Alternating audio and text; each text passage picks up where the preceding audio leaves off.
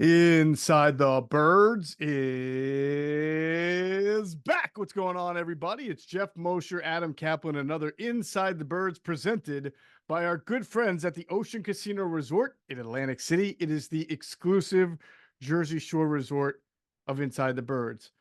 You know who probably wants to be at a resort right now? Like literally everybody that works for the Eagles from top to bottom, Adam, would probably like to go away and be at a resort. We have the combine coming up next week and we'll have some great content. But since literally the day of the Super Bowl when the Hassan Reddick news broke, it just has not been a very good PR 2 weeks for the Eagles with all the reports or innuendos if you want to get on the what we talked about with the Craig Carton thing last. I mean, it's just I feel the Eagles can't get away from the past as they try to move forward toward the future starting next week, really. But it's just not been a great 2 weeks for them, just from a PR standpoint. Yeah, I mean, they don't need it. I mean, they don't need it. The speculation of what's real, what's not. I mean, it's so hard. It's so subjective what's out there. Yeah. We're an information intel type show. And most of it's nonsense. Some of it, I think there's some truth in terms of what our friend D Gun put out on Hertz. We've already talked about it months ago. Mm-hmm. Um, that's the same stuff he has, so it's nothing new. But it's true. I mean, there's just an issue with Hertz, and it really started the first game. Um, it had nothing to do with the scheme or play calling. He started bailing from the pocket. Nobody knows why. Was he trying too hard? One person said to us, "I thought that was pretty good." I know it's subjective. There's no way to know. Only he knows. But maybe put too much pressure on himself. Yep. The weight of a new contract. I mean, it's fair game. I think it's a fair criticism. There's no way to know. We talked about the leadership thing. We talked about this a couple weeks ago. There was a player that we know that kind of called Hurts out publicly on an interview. He didn't mention the player. He was just talking about how things have to be better and Mm-hmm. certain guys have to lead by example. And we were told that the player was talking about Hurts, and one of the players he was talking about was Hurts. So, okay, that's out there. But yeah. Moving on here. Yeah, I would say they they don't need any more negativity after the head coach barely skated by there to come back. Had to give up his offensive scheme, which was a disaster last season. Great 2 years ago. Mm-hmm. Last season, not so good. And by the way, Nick Sirianni and Howie Roseman will talk this Tuesday when you and I are at the combine on Tuesday afternoon. Back to back, by the way. Back to back. Yeah, it's going to be a great week, and ITB will be fully represented out there. You will be out there. I'll be out there. Andrew DeCecco will be out there. So a nice little three-headed ITB attack at the combine, and it's going to be a really fun combine. Looking forward to it. Just a lot of great angles and getting the intel while we're out there. And along those lines, we had a great interview, really fun time with former Vikings GM Rick Spielman, and it had been a while. It had been over a year since we brought him on, and so much has happened since, right? And so he did a great job with us for our Patreon members. It's up on the Patreon platform. Again, patreon.com/inside the birds. So we talked draft, free agency, combine, and we asked him a lot of good process questions about how you prepare, what you're looking for, what you're doing. Two things really jumped out. One, he has an incredible story about one of the interviews that he had at the combine. Two, and I'm glad he did this. This is not combine related, Adam, but I thought it was really unique that he was able to do this. He was able to talk about his role being on the search committee for the Washington Commanders to find their GM and head coach. Him and Bob Myers, everybody from the Golden State Warriors were the search committee, and he talked about that relationship, what it was like, and just trying to help the Washington franchise transition from the past administration to Josh Harris, who's a familiar name for Philadelphia fans. And usually you don't get that kind of open book insight. Those guys but he was fine with talking about it, and it was really fascinating.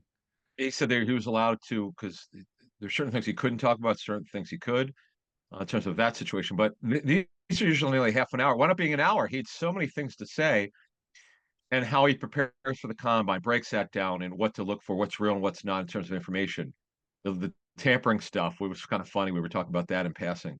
Then free agency, of course, that's up first. That's where we get a lot. There's a lot of talk, as he mentioned at the combine and so forth. And it's just it was wonderful. He was with he was with us before last season started. last spring, I guess, or early summer. He was on with us, and I kind of wonder why we haven't invited him on. I'm like, no, we invited you on, but what happened was he had literally was going to do an interview, let's say on a Tuesday. He got the job with Washington Monday, and that ended that. So we had to wait until that was over with.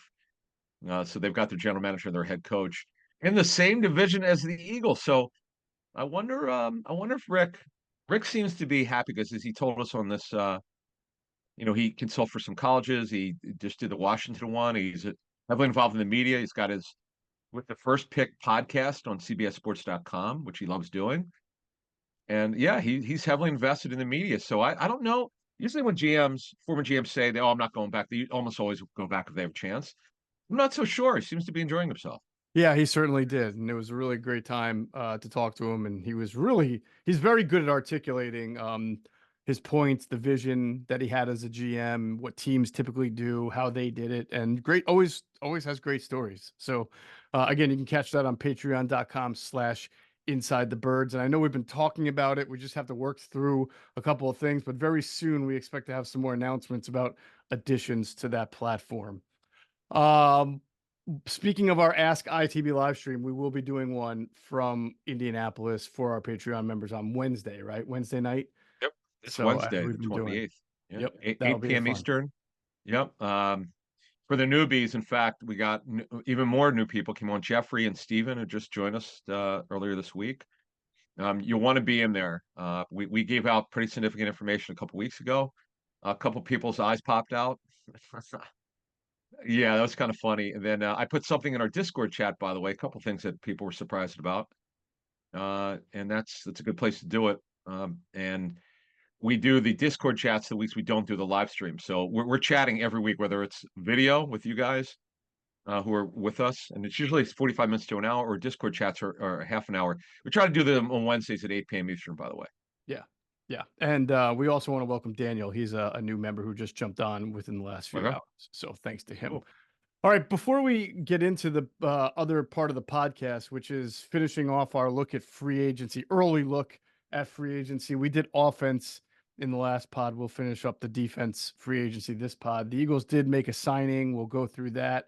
And on Sunday, Monday, when our next pod comes out, that's going to be me and Andrew. We're going to preview the combine a little bit. We'll get Andrew's insights on what I really want to know from Andrew, and what we'll get into, is prospects that we think will make what we call the quote unquote jump once they get finished with testing.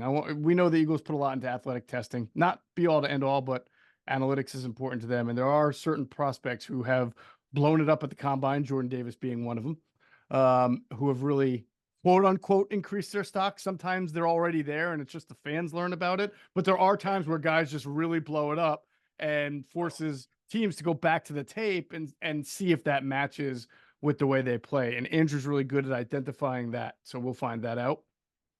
So, okay, so Chad Jackson, you just made me think of this. And if we get Scott Pioli on, the former Chiefs GM and former personnel director of the Patriots on, because they drafted him, and that's a great example of overvaluing speed in terms of what's real and what's not. Yes, he could run fast in a straight line, but the Patriots overdrafted him, as well as Belichick. Boy, the many years that the Patriots nailed their first round picks, but they had a streak of missing on second round picks. It's very odd. I don't quite understand it. But Chad Jackson, for those of you who really follow the draft at the University of Florida, he did next to nothing as an NFL player. It was only second round pick, wasn't the first, but nevertheless, speed could be overrated if the guy's not a very good football player. That's where you got to be careful. We talked to Rick Spielman about that. What's real and what's not. You got to be careful with time speed versus game speed. I don't think that there's a bigger deceiver in college football or in testing than straight line speed. I think it's the ultimate fool's gold. I think often of the time that Pete Carroll, when he first got that job in Seattle, took Earl Thomas and not Taylor Mays. Remember the USC safety who everybody thought he would take because he coached him there. And Taylor Mays could beat any safety in a 40-yard dash, but stiff in the hips. Like, he was not a flip hips guy. He was not a coverage guy. And Pete Carroll knew it more than anybody, right? So he took a different safety when he took Earl Thomas. And Mays went much later, and he didn't really make it in the NFL. And But I tell you, that straight line speed can really fool a lot of people. Oh, Taylor Mays is body beautiful. Wasn't he a second round pick? Yeah, I believe Again? he was. Washington? Was it Washington? I can't remember. I, But yeah, I think you're right. okay, wherever he went, he was just one of these guys who's all jacked up, really good shape. He's going to change the safety position. He could play in the box. He could play deep. He was an athlete, but not a good enough football player. He didn't make it. He just didn't. He was not an impact player. Yeah, it is really interesting when you look at old drafts. We should. This actually makes me think we should do this in the spring when we have time. Go over like the last 20 drafts for the Eagles and okay, so they drafted this guy. Who was just drafted after them. You just see where they missed. Every team has these, obviously. It's kind of like an actor who turns down a great role because they didn't want to do it for whatever reason, and it went to somebody else. It turns out to be like an Oscar winner. Yeah, So definitely. this happens to every team. By the way, Taylor Mays went to San Francisco with a second round pick. He didn't even make Okay, it to second. year 2 of his deal with San Francisco Really? because by his second year, he was playing for Cincinnati. Well, I know Yeah, he played for the Bengals. Yeah, was he traded? I guess he was traded. maybe I he was had to be traded, right. but yeah, 2010 was his rookie year with San Francisco. Played 6 games or started 6 games, and then 2011 he was with the Bengals. No start. I mean, he was basically a backup player. He only had 4 starts after his rookie year in those 4 years with the Bengals, and then he went to Oakland after that, and was a role player there. So yeah, that speed will get you every time. All right. Speaking of being got, I don't know. The Eagles get got when they traded for Albert O. We thought he was going to be a big part of the team, or bigger part, but good backup tight end once he learned the offense. And he never really materialized into that second pass catching tight end that they could have used when Dallas Goedert got hurt and missed a couple of games. But Adam, he stood to be a free agent, but he's not going to be a free agent. The Eagles re-signed him to a 1-year deal on Thursday. I have a couple of thoughts on this. My sense, I'll start off is saying that look, we talked about this in our last pod that they are not a deep team at tight end, so it makes sense to keep a guy in your system and try to give him a year or two to continue to develop, especially on a 1-year deal. So I haven't seen the numbers yet. I'm going to imagine it's not a whole lot of guaranteed money, and you Better can not see be. what you get. It better not be. It shouldn't give Yeah, him any guaranteed money, to be honest with you. He didn't do anything. right. They didn't really contribute. Guy's got ability though. He could run. He's long, but not a good blocker. So you got Goddard under contract as of now. Goddard, Calcaterra, Okwuegbunam, Albert, EJ Jenkins on a future deal, and also Noah Tungiai again for the 50th time is back with the Eagles. Yes, and Jack Stoll is a restricted free agent, so he'll be easy Correct. to retain on the tender. Remember, They're I not going think to tender him. Back off. They're not going to tender him. oh But no, if you're they right. Of tender course, him, you wouldn't tender him. I'd They'll be probably I'd be just shocked. I'd be yeah, shocked if they tender him. Even the low, I would be shocked. yeah. No, they could probably It's just too much money. re-sign him to a very, very, Yep. very, very team. Almost nothing. Now Yeah. you say that. I'm glad you brought this up. If they don't tender him, that means he could sign with anybody. I get it. He's not a great tight end, but he can block. He's a wide tight end. We've said this for 8 years now or 7 years. It's hard to find these guys. I'll be interested to see what they do here. This is not a done deal. He comes back because again, if they don't tender him, which is almost certain, if they don't, he could sign with anybody. If they tender him, he can't go. Well, he could sign an offer sheet. That's also a different way to look at it. But this one is interesting. It's been a good story development. Not going to set the world on fire, but he can block.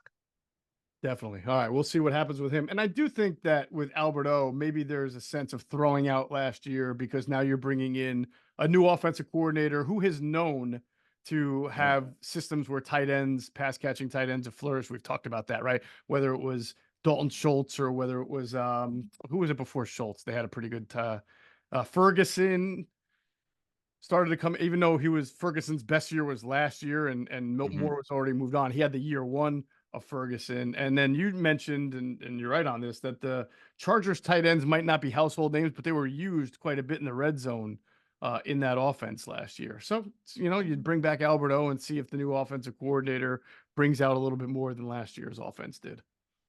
Yeah, no, he uses the tight end. Now, Mhm. Blake Jordan was a Absolutely. pretty good athlete. You might remember him. Yep. A pretty athletic guy, but he wound up tearing an ACL. I think he's out of football. But yeah, I'm so fascinated. I know we could be tricked sometimes by what we see in OTAs, DeAndre Swift in the past game, but look, this is a new offense here. Moore's running his show here. I am so interested to see what the usage is, not only of the backs of the backfield, which was egregiously bad last season, just how does he deploy the talent? And yeah, we know they're going to add some receivers. They have to. They don't have any depth. But seeing Goddard in this offense, he still's not put together that complete season. Agreed. He's been close, but he hasn't quite done it yet. Agreed. Oh, the name I was thinking of, you mentioned Jarwin, and also Peyton Hendershot 2 years ago had a few flashes of being a decent pass catching tight end. Remember him, Peyton Hendershot? One of Oh, my he's still there. Yeah, Peyton yeah, Hendershot, one of my favorite all-time names. Yes, yeah, I Hendershot. love that name. All right, so that's the deal on Alberto. He comes back. The Eagles have a little bit more bodies at that position to evaluate. Well, let's get into free agency and complete the defense. First, we're going to pause to hear a word from our friends at Ocean Casino Resort in Atlantic City. Go to get your game on. Go for the beers. Go for the cheers. Go for the hit and the hits. Go for the stakes and the stakes. Go to get your parlay on. Go to get your party on. Go for the scene. Go for the screens. Go for the gallery. Go for the win. Go to Ocean. Visit theoceanac.com to plan your visit. All right. We always start up front, whether it's offense, defense, offensive line, defensive line. So with this defense, we will begin up front, edge rushers. Adam, not exactly a total need yet for the Eagles as far as starting players, because if Hassan Reddick comes back, you have him, you have Josh Sweat, but you do have to be concerned about year 2 of Nolan Smith, and then the Josh Sweat kind of really sagging off at the end of last year. And then, of course, what's going to happen with Hassan Reddick. So this is an area we're going to talk about because there are some decent edge rushers. I Oh think it's yeah, top some heavy. really good ones. High Yeah. end, as a matter of fact, Danielle Hunter, who can make 70 to 20 million a year now. The only reason why he's on our list is if they trade Reddick. Like, we're not putting Josh Allen on. He's going to be franchised. We're re-signed by the Jaguars. Guys that we know are definitely not going to become free. We're not talking about them. It's a waste of time. So let's move on to Danielle Hunter. Rick Spielman broke him down. It was great. He did like 3 minutes on him because he knows his player better than anyone, pretty much, other than the guys who are coaching him, the Vikings. So somehow, I think he was 20 when he was drafted. This will be his 10th season. He Mm-hmm. had 2 back-to-back seasons where he didn't get hurt. He had the neck problem 3 years ago. There was some concern about him, but he tore it up. They redid his deal last summer. They took care of him. He made 17 million. Had a great year. Good. I mean, Rick just raved about his character. He said doesn't get better than him off the field. Mm-hmm. And now the next guy makes way more sense. This is, again, it depends if they tread Reddick or not. They cannot afford Bryce Huff. Otherwise, Bryce Huff is an unbelievable story of the Jets. Former undrafted free agent in 2020. He doesn't even start, but is one of the better young pass rushers in the NFL. It's really he's going to make a lot of money. I can't see how. I'm sure Joe Douglas would love to have him back, but they've got this kid Jermaine Johnson who had a breakout season for first Yep. rounder 2 years ago. John Franklin Myers is also getting paid a lot of money. Quinn Williams getting paid a lot of money. You can't pay everybody. I just don't see it. I'd be very surprised if they were able to keep him. He's going to make a lot of money. One of my favorite underrated pass rushers is Jonathan Grenard of the Mm. Texans. Good football player, underrated. He's a 43 hand in the dirt edge rusher. You could stand him up, but he's better. He's probably better with his hand down. He's done both. Jadeveon Clowney, for all the criticism he's gotten over the years. I know our friend Greg Cosell is on with us next week. Greg's had some critical things to say, but Greg has also said, look, when he sees him play well, he'll call it. And I know he felt he played well this past season. And this guy never would have been on any list, but he was pressed into service to play 2 positions, edge rush, inside, because of injury. The Dolphins had all sorts of injuries last season in their front 7, particularly at edge rush and at ILB. And Andrew Van Ginkel, one of the people used to make fun of this guy. Not anymore. This guy's a player. And hey, Vic Fangio, connect the dots, folks. Yep. See, here's the thing with him. I know he'll cost money, and I know the Dolphins want him back. It's the tough thing for him is to figure out what his price is. It's really hard. It's just he's been sort of sort of an under the radar guy, never not people in pro personnel around the league said, "Oh, nice player, but nothing special." This guy was terrific. We're going to look into one of our assignments this week is to figure out what his market is because I could absolutely see the Eagles being in on him. Haven't Mhm. heard that yet of the early names, but why wouldn't he be? Because Fangio coached him. This is his best season. A lot of players have had like career seasons under Vic. Jalen Phillips, by the way, was going to be not only a Pro Bowler, he was going to be a first team All Pro or certainly second team had he not had that serious injury of the Achilles. So we'll see what happens. Yeah, I mean the dots are so obvious to connect. Miami Yeah. will have to make some decisions because they do have Chubb and Phillips coming back. They also have Emmanuel Ogba they signed a couple of years ago, so they would have to maneuver. Not that Ogba is anything better I than can't see him Ginkel, but returning. Just so you know, Agba's yeah, contract has no guaranteed money left. I'd be shocked if he returned. right, Can't justify it. He has not been. They overpaid him. definitely. Chubb is coming back for another ACL injury. Phillips torn Achilles.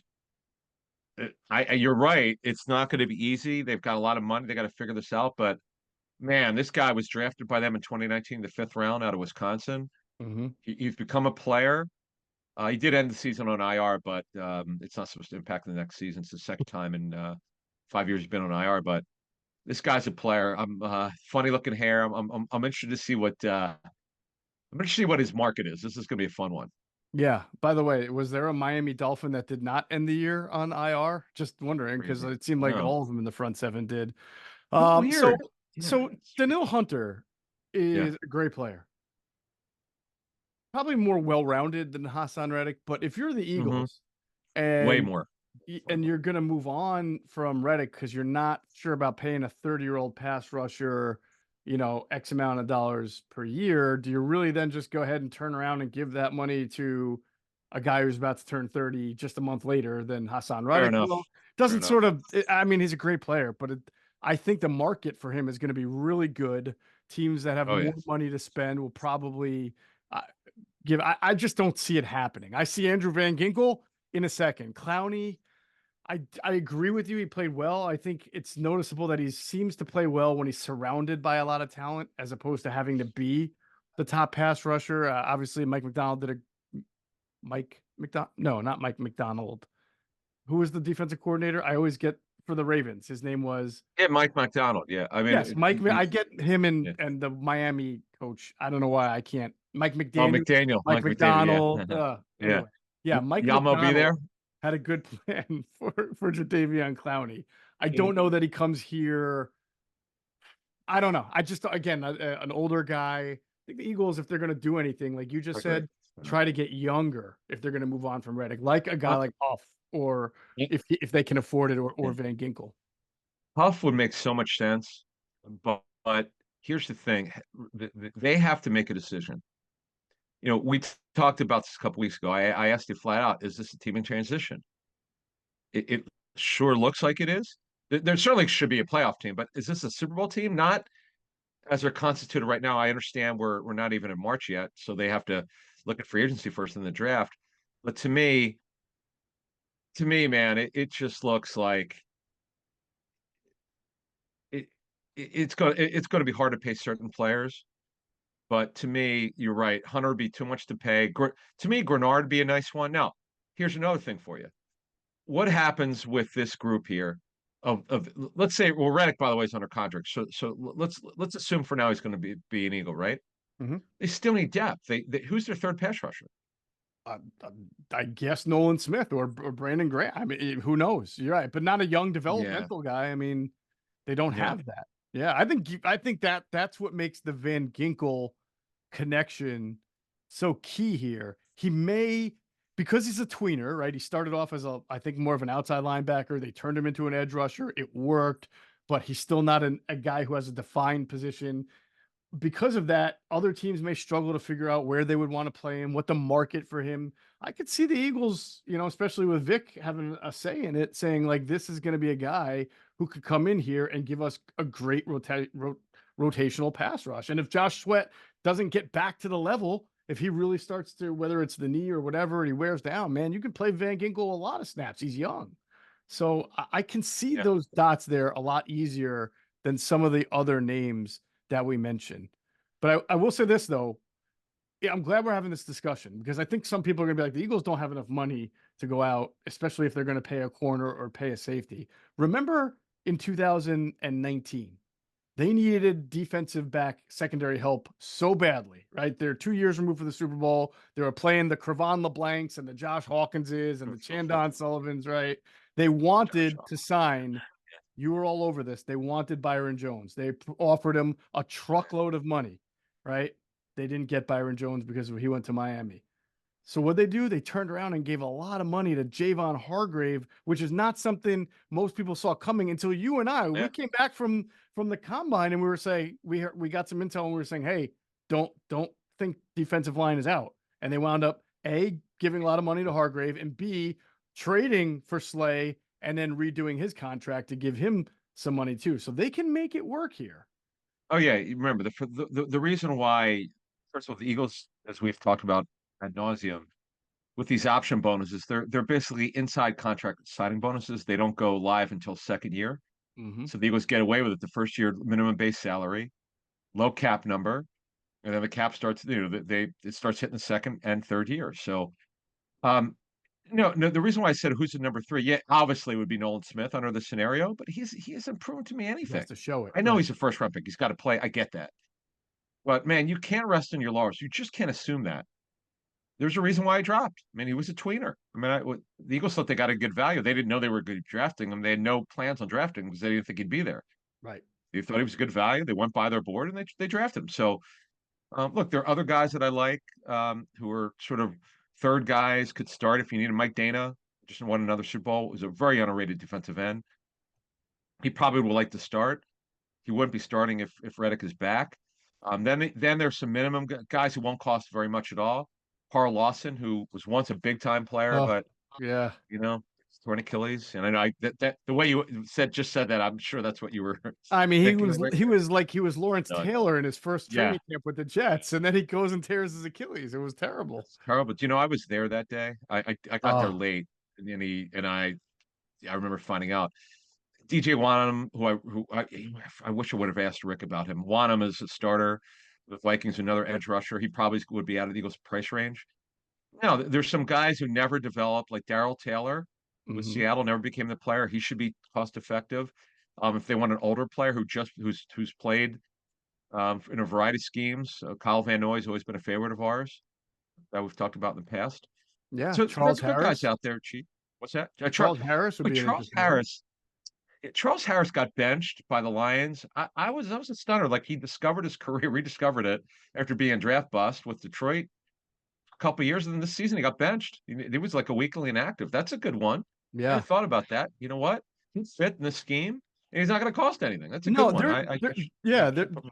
Sorry, I didn't mean to interrupt you. No, I should have put it on the list. Go ahead. There's a bunch of these names what I'm looking at that I think, you know what, you can get this guy 2 or 3 weeks into free agency, and he might be able to give you a decent amount of snaps, And by the way, how about this name, Derek Barnett, free agent?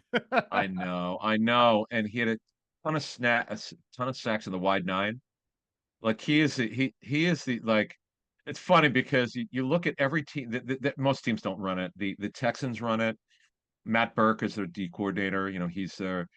Well, he puts together the pass rush plan, as I understand it. Chris Kusarik, who's a disciple of Jim Washburn and Jim Schwartz. He's the Niners D line coach. They run a wide nine. They're like 3 or 4 teams that use it, and they put up numbers, man. Josh Uche, by the way, someone asked us about him on Twitter like a month ago. I would think he would get a better deal than the Eagles could afford. If they sign a veteran, plus they have the draft, obviously. But if they go the veteran route, even if Reddick is back, it's got to be cost effective. That's the thing that they're going to. That's the thing they're going to have to fight. Is that this is a good edge rusher group for what they need. Jadarius Smith, by the way, is out there who'd be a good fit. But it's just what are these going to want? They always say in personal, what's the cost? That's the question. But you just said, you throw Marcus Davenport. This is a good. Always heard. Call mid-range. This is a deep class of free agent edge rushers, and I don't see any of these guys getting tagged. Maybe 1 or 2, but most of them are gonna, because they're older, are gonna be out there. Randy Gregory, Leonard Floyd. So I think it's gonna create that impact where someone's going to be maybe 2 or 3 guys who are decent, pretty good, give you 35-40% of snaps a game, are going to be out there still 2 or 3 weeks into free agency and saying, all right, I got to sign somewhere before all the money gets dried up. So I think the Eagles are in a good seat here. Maybe not to get a dominant guy if they don't want to do that, but to get a good rotational piece. Yeah, and Chase Young, someone asked us in our chat the other day. I just can't see him being in their price range. No. Plus, it's the major injury history. Motor isn't always there. Doesn't always give the kind of effort that you're looking for. But he's very gifted, no question about it. So, and we'll have, obviously, this is just the beginning here. We'll have way more information as we go along here. But that's the edge rusher group. All right, let's move into the next level, inside linebacker, where the Eagles almost have to be somewhat aggressive in free agency. We know they're not going to go and pour billions of dollars into the position, but you would like, Adam, you would like for them to at least say, you know what, we need a little bit more than just street free agents in August and some undrafted free agents. Like maybe it would behoove us to sign a guy who's got some chops to him, and there are a couple of players like that. All right, so my favorite player is Frankie Louvu. I love this name. guy. Is so good.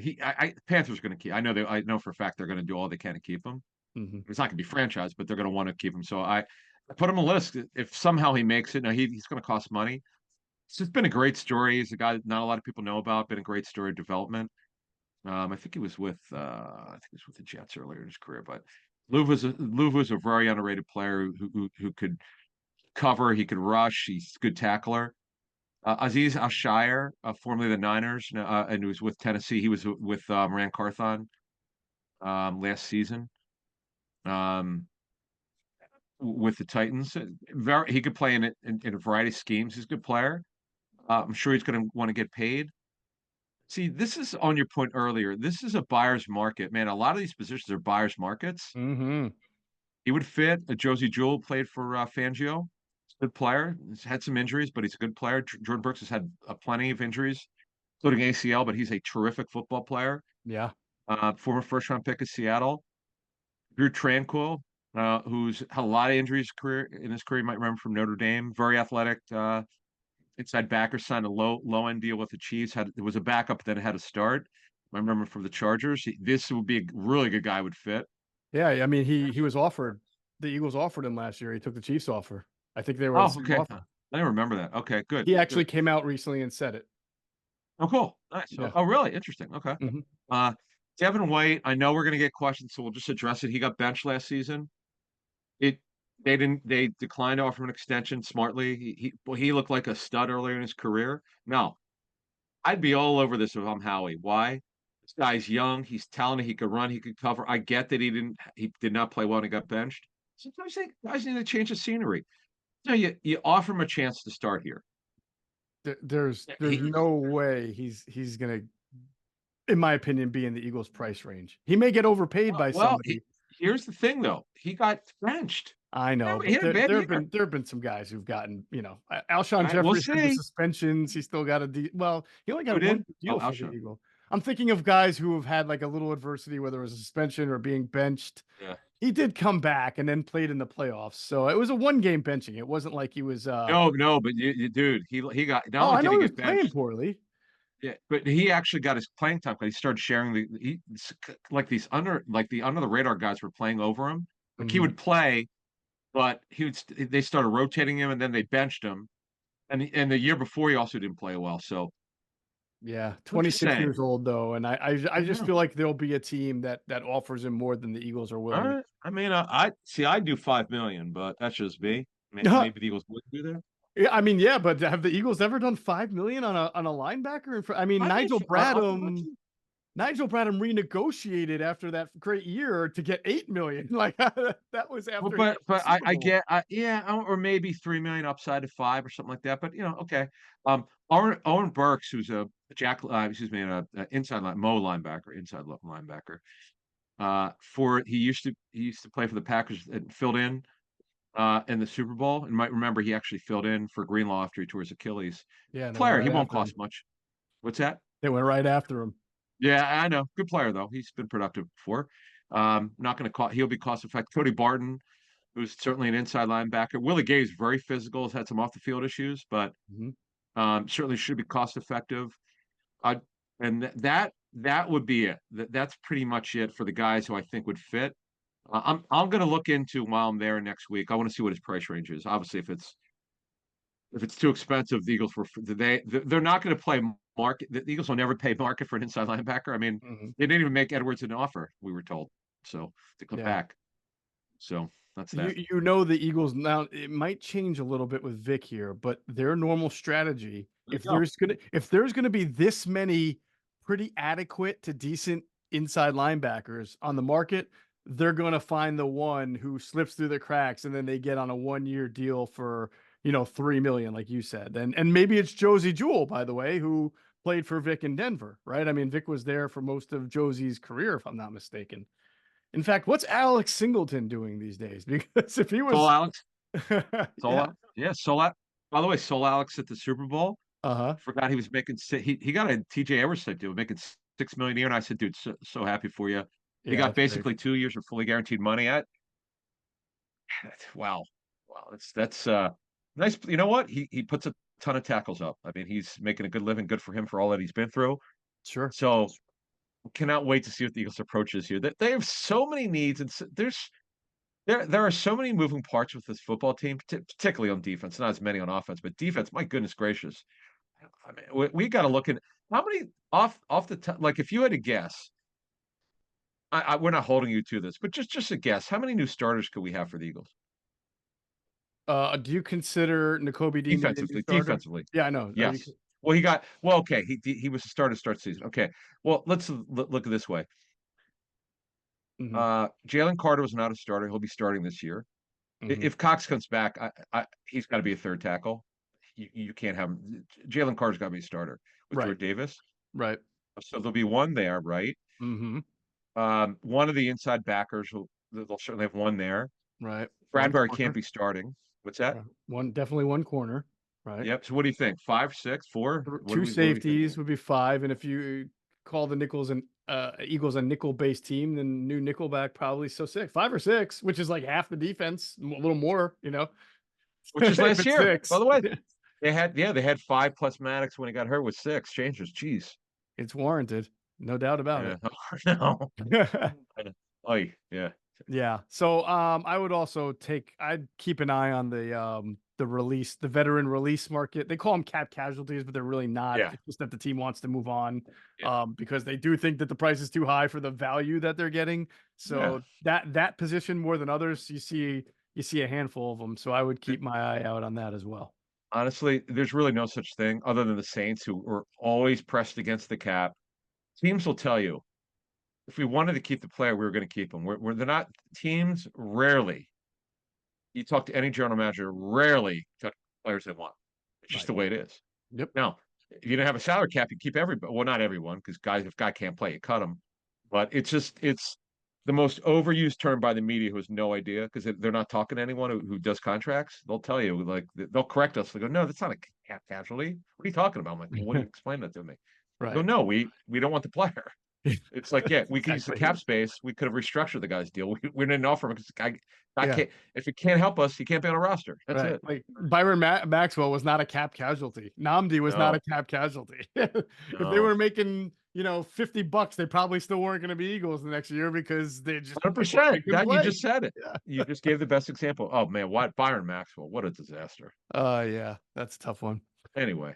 All right, we will move on to the back end of the defense. First, whether your resolution is to save money, eat better, or stress less, HelloFresh is here to help you do all 3. Say hello to your most delicious year yet with fresh ingredients and chef-crafted recipes at a price you're going to love, delivered right to your doorstep. And so you've resolved to actually sit down and eat dinner around the table.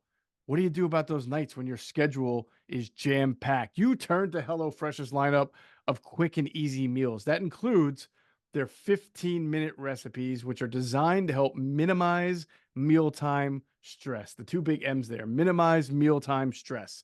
That's our kind of meal. Every time we eat something from HelloFresh, whether it's quick and easy or one of their regular types, we're blown away by the freshness, the taste, and the overall quality. So many great options: meat, chicken, vegetarian options, seafood options. And here's a great deal from HelloFresh now. If you go to HelloFresh.com/Eagles free and use the code Eagles free, you will get free breakfast for life. That's one breakfast item per box, one free breakfast item per box while your subscription is active. Free breakfast for life at HelloFresh.com/Eagles free with the code Eagles free. It's all one word, EAGLESFREE. Act now for America's #1 meal kit. Sky Motor Cars in Westchester is a different sort of dealership. All it takes is one look at their Highline pre-owned vehicles that people all over the country want and need. Owner Brett Schiller makes sure you don't spend a dime of your money before you purchase the car. Sky Motor Cars allows you to make all the decisions regarding your next vehicle. At Sky Motor Cars, you never have to spend more than necessary. Visit SkyMotorCars.com today or call 610-918-7225. Well, cornerback is not normally a position where you're going to see like inside linebacker, 10 to 12 guys where you're like, oh, those are pretty good guys. I mean, people like corners. They hold on to corners until the corners prove that they cannot play. So, Adam, the list of free agent outside corners is unsurprisingly not exactly as deep as inside linebackers. It's top heavy. Jalen Johnson's the best guy out there. Good guy off the field, terrific football player, one of the best young corners in the NFL. He's had an injury history, unfortunately. You and I talked to him leading up to the draft when he was in it, and he was such a nice kid. Been very good for the Bears, but he's been hurt. I would suspect he'll get the tag if they can't get extension done. It's really odd. So the Bears didn't want to trade him at the trade deadline, but he was insistent that they give him a chance to see what was out there, to test the market, so to speak, at the trade deadline. So they gave him the ability to seek a trade, but they asked for so much because they did this on purpose because they didn't want to trade him. Yeah, I wouldn't want to. Stevenson.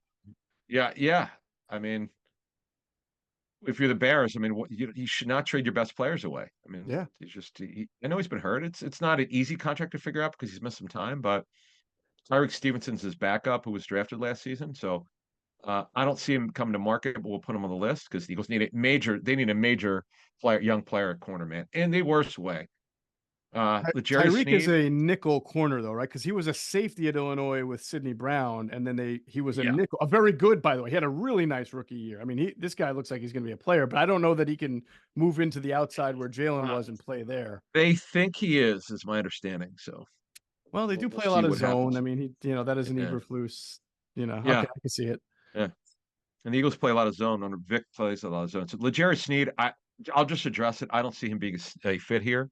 The money. I know the Chiefs want him badly. He's better in man. He could play both man or zone. The Chiefs play a high percentage of man comparatively to other teams. I don't see it.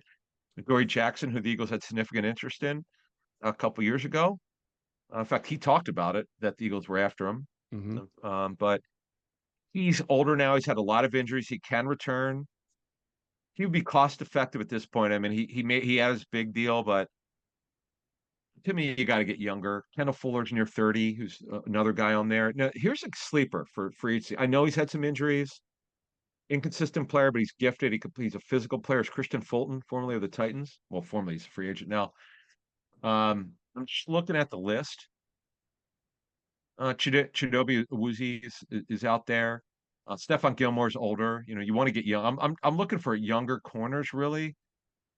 I think Fulton's going to get a good deal. I mean, especially if Sneed and Johnson stay, right? If they get re-signed by their own clubs and Fulton becomes the only true unrestricted free agent of those three, then he'll probably get a pretty good deal, you would think. Hard to say. He has not had his tape, I'm told, is inconsistent. Their secondary's been dreadful for years. That's true. Another he gets kind of thrown in there. But then the other guys are nickels, and Eagles need a nickel. The nickels out there, Kenny Moore, who could play inside or outside. In fact, had Isaiah Rodgers not been suspended, what they were going to do is play Kenny Moore inside, play Rodgers outside, and Rodgers was going to be the special teams returner. But obviously he got suspended, so Moore wound up playing both. He's played both for the Colts. And now Kenny's up. Good, great player, by the way. I've talked to him before. This guy's been a great story of development. Mm-hmm. Sean Murphy-Bunting was at one point one of the top three nickels in the NFL. Not as good lately. And Jordan Lewis, a guy the Eagles know. who's a very competitive guy, not the fleetest foot of guys, but very competitive physical corner. That would be it for your nickels. So let's talk about Murphy Bunting. Good, very good player. But if you're going to move on from Maddox because of his history of injuries, you're not going to give a whole lot of money to Sean Murphy Bunting, who was a very good with Tampa, especially, but missed. I don't know. He must have missed like 15 or 16 games for the last 2 years that he was there. That was significant. He missed more than that if you look at his entire 4-year career in Tampa. Now, last year he did play 14, which means he missed 3 games there. So I don't know. It would seem odd to me, right? To move on from Maddox and then go and sign a guy who's been injury prone at the nickel spot. Unless Yeah, you I just would get him agree. on a really good 1-year deal with not a lot, but he'll probably get something somewhere. Yeah, that you just hit on. If it's cost effective, if it's a 1-year deal with very little guaranteed money, why wouldn't you? Because he's a high character guy and he's a really good football player. He turns 27 in June. See, that's the thing now. Kenny Moore's been around for a long time. Jordan Lewis has been around. He's had some injuries. So look, it's sort of a buyer's market there as well. And look, the Eagles could always draft a guy. Like McPherson was going to compete for the nickel job had he not suffered that torn Achilles. So you never know. Maybe they draft someone who they like. Anybody from Miami that played under Vic that's not Oh, under contract? I didn't know if there were any Dolphin names to look out for.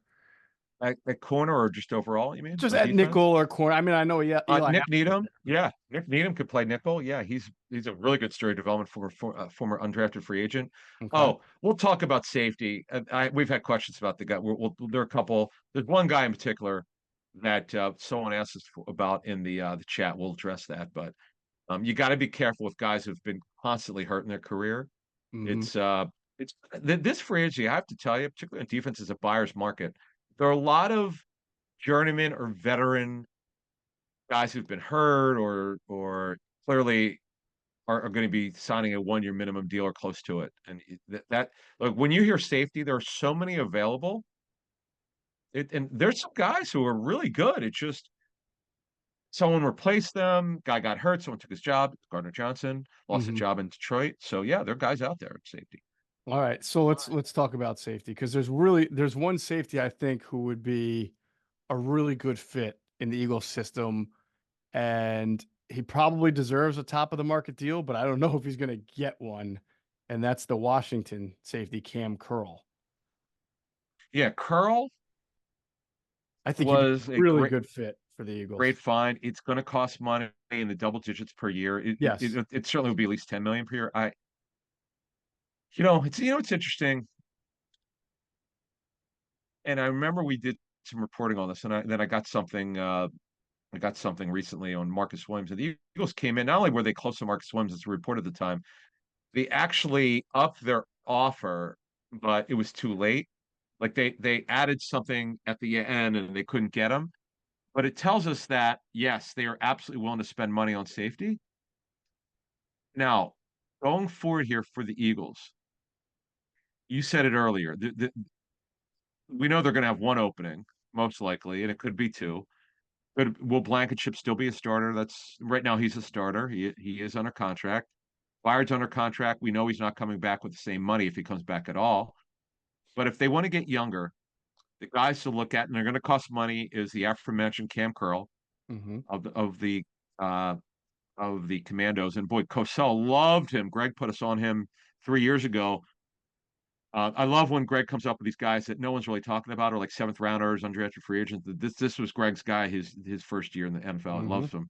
Mm-hmm. Cloud Duggar, who's up, that's going to cost double digits per year. Geno Stone, who came out of nowhere, who's played multiple positions. Really good story of development. Carter Johnson's looking at another 1-year deal. He lost his starting job after he got hurt. Give him credit to come back from the pectoral tear, but Griffey Melifuano took his job and he's not losing it. And they got Kirby Joseph, who's starting out the other safety spot, so he's out of a job. So we'll look in to see if there's any interest in bringing him back. Darnell Savage was a long-term starter for the Packers. We'll see if they bring him back. And a guy the Eagles, as we reported at the time, our first post-show draft, our first post-draft show in 2020. was that the Eagles were going to draft Jeremy Chin had they not gotten if they didn't draft Hurts, and they had a huge draft grade on Chin. They loved his versatility. Chin was a superstar like Kyle Hamilton the first year, but his career's going down the tubes. But they called the Panthers about Chin. They were in it until he got hurt. I don't know for a fact, but my sense is they probably would have pushed even harder had he not gotten hurt and would have had a real chance to get him. So he'd be cost effective. He basically was a big nickel safety. He was not a starter anymore. So that's a guy who'd be cost effective. Brandon Jones, you mentioned this is the guy, one of the two guys. Brandon Jones was a good physical safety towards ACL, was ready for the season. He just was not quite there and didn't play full time. Mike Edwards, who revived his career, had to start with the Chiefs because they had a safety who was hurt. And then we had a question about Deshaun Elliott. Tons of injuries in his career. Played for Fangio with Miami last season. Certainly would be cost effective. Not going to cost very much. He's terrifically a 1-year solution. Now it's interesting. This will be his 7th year, but he's only 26. He turns 27, so he's 20 when he was rookie. He turns 27 in April. Good player, by the way, but he's been hurt a lot. 1, 2, 3 times he's been on IR. He's missed time for other injuries, not when he wasn't on IR. But he did play for Vic, to answer your question, and he'd be cost effective until they could figure it out at safety. I suspect. Oh man, there are some names here. Antoine Winfield Jr., top of the market. Forget it. Yeah, No chance. yeah. He's going to be franchised if they can't get a deal done. I would agree. Yeah, definitely. I mean, Jaron Curse, he'll probably go back to Dallas. I would think that they. Yeah, and he's a strictly he's a matchup guy. He's a third safety who's long, one of the tallest defensive backs in the NFL at 6'4". I don't see that. Yeah. Jordan Fuller's out there who should be cost effective. Jordan Whitehead's cost effective, former Buck. Sean Gibson's near the end of his career. Boy, he's seemingly in the NFL forever. Right. I suspect, That's- Adam. No. We're not there yet with intel on free agency. Yeah. It's next week, but I would suspect, based on the Eagles' history and knowing this is not a strong draft for safeties at all, that the Eagles will make 2 signings. One of them will be a young kid on a long-term deal. Is it Cam Curl? I don't know. Like you just said, he's going to probably command something in the 12, 10, at very least 10 to 11 million a year, if not more. But then I think they will, because of the depth you just mentioned there, they will try to pair that signing with a 1-year veteran who still has some gas left in the tank to hold that down until Sidney Brown's ready as they continue to develop Reed Blankenship, because they're not. I can't see them using any of the first 3 picks on safeties. It's not a great safety draft, and they need guys who can play right now more than one. So I see. They need 2. They need 2. I see a long-term deal for a second contract type of player, and then a 1-year deal, maybe a 2-year deal for a veteran who's not like 31, maybe like 28, 29, still has some gas left in the tank. That's what I see. Yeah, I agree. 2 safeties have to do it. Yeah. Man, it is a buyer's market, folks. I can't remember last time we said this on the show when we do these free agency previews, and we'll get with Cosell next week. We'll start getting into the weeds and what the tape looks like, but I can just tell you how we kind of give you an overview of how the teams think about these players and other teams that don't have these players look at. We didn't mention Xavier McKinney. He had the ATV accident. He's a physical guy. He has some range. We need to look and see where the Eagles are on him, but that would be another guy we could stick in there. But overall, he might get 14 to 16 a year. Yeah, but you know what? You say that. We got to see, because he had the off the field issue. How are teams, the ATV accident? Yeah, that's a fair in their bye week a couple years ago. Yeah, I don't know about that. Yeah, so we'll look into it. We're gonna, obviously would we go there next week, because I cover the entire league, so I'm asking about, I talk to a ton of teams and I wonder what they feel about these players. We'll see what we find out about McKinney's background, how teams are comfortable with him or not. I'll make another bold prediction. Some team with like Jaguars like money to spend a couple of years ago. Remember how they Bears? Kirk? Some team. I don't think it'll be the Bears, because they're actually pretty good in the secondary. But some team with an obscene amount of money is going to give Antoine Winfield Cardinals here. Maybe because they're going to probably move on from Buddha. They're going to give Antoine Winfield Jr. I think gets north of 15, 16 million. I think. I think Oh, some more just than gonna that. get I crazy. think he gets more than that. Well, Yeah, well, if he Bates doesn't, Bates reset the market last year at 16 17. million. 17? I think it was Okay. 17. All right. Maybe Winfield gets more than that then. Yeah, 17 to 20. He's a great. His dad. We forget how good. More time Oh, has gone by here. His yeah. dad went from corner to play safety late in his career. He was a really good player. Yeah. Wow. Yeah, I could see it, man. I mean, now again, he might get franchised, so it will be a moot point, but we will see what happens in this buyer's market in free agency. Yeah, you're right. I don't remember that. I mean, we said running back also buyer's market. There were a decent amount of slot receivers that we went through in the last pod. This is definitely a buyer's market, and that bodes well for teams that need players but don't have a ton to spend, because that second and third wave of free agency becomes a lot more rich than it has been in the last few years. So good for the Eagles in that regard. And that's it. So the next time Adam and I talk to you guys, we're both going to be in Indianapolis. That'll be, oh, I meant to mention this. I probably should have mentioned at the start of the show. Next week, we go to our off-season format of 2 Inside the Birds podcasts a week, Monday and Thursday. So Andrew Checo and I will be doing the Monday pod. And then Thursday will be Adam and I from Indianapolis, and hopefully with some intel. And we'll always have some intel. We'll have a great time. It's going to be awesome. Yeah. That's going to do it for this edition of Inside the Birds, the leading podcast in Eagles intel. As always, we thank you for flying with us inside the Birds. Be sure to check out our friends at PHLSportsNation.com. They're enhancing the fans' experience with their coverage of all Philadelphia sports teams. For the fan, by the fan is their motto. So make sure you check them out at PHLSportsNation.com and on Twitter at PHLSportsNation.